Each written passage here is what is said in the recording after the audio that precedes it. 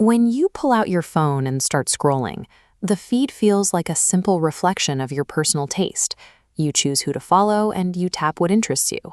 But beneath the glass, every swipe triggers an invisible system engineered specifically to capture and hold your attention. In the early days of social media, roughly between 2004 and 2009, these systems were far more transparent. If you logged into Facebook or Twitter, you saw posts from your friends in the exact reverse chronological order they were published. It was a raw, neutral directory of information. Even though the technology has shifted, many of us still treat our feeds like personalized magazines. We assume the app is a passive curator, handing us exactly what we asked for. The physical act of tapping, the habit of liking, or simply swiping up, reinforces this sense of control. We feel like we are steering our own experience through the digital world. However, the chronological timeline has been replaced by an autonomous algorithm.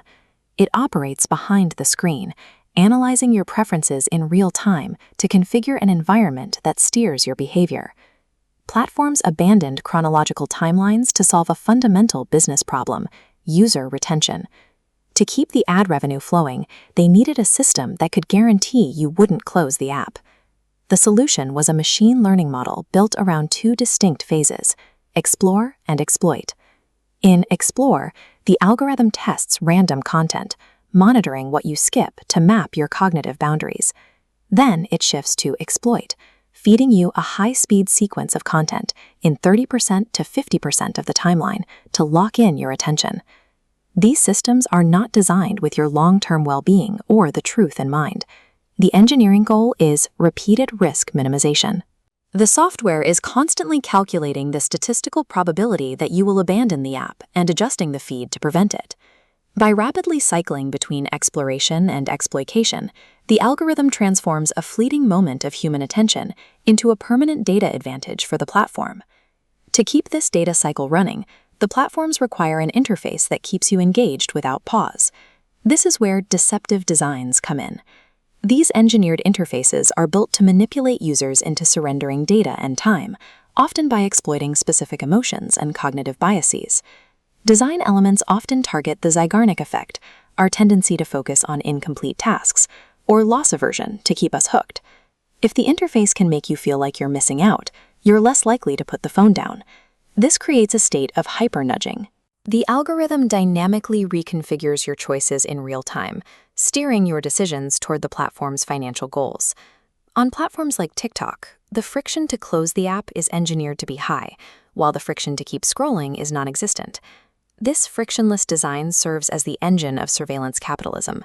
It captures behavioral insights that act as a massive barrier to entry, making it nearly impossible for competitors to enter the market without using the same tactics. At a societal level, this architecture changes the nature of the consumer. The idea of the rational actor making free choices in a digital marketplace no longer reflects reality. Feeds optimized purely for engagement lead to measurable consequences: the displacement of sleep, the fragmentation of human attention, and a prioritization of endless loops over meaningful interaction. Our legal protections are based on the fiction of the average reasonable consumer. But as academic research into surveillance capitalism points out, algorithms have rendered that standard obsolete. Systems can now track and target individual psychological vulnerabilities in real time. Because the algorithm knows exactly when you are most susceptible to a nudge, every user effectively becomes a vulnerable consumer. This digital feed functions as an engineered environment that actively shapes our behavior and our identities. There is an inevitability to this system. It uses total convenience to slowly and permanently alter human behavior. The manipulative architecture of our daily feeds represents a perfectly executed structural inevitability, one we are finally in a position to recognize.